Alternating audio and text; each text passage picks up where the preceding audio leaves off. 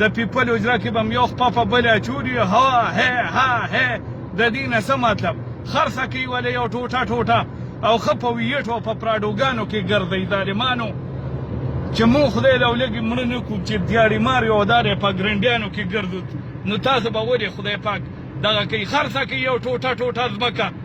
او ګرځئ په دې ګاډو کې او په دې دغه کې خوند او مزې پې والئ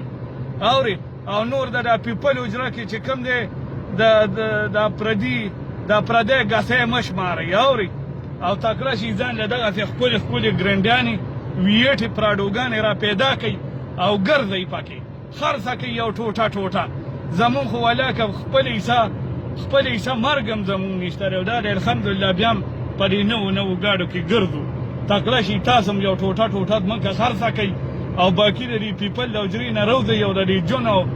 دې جون نه مزې والئ مزې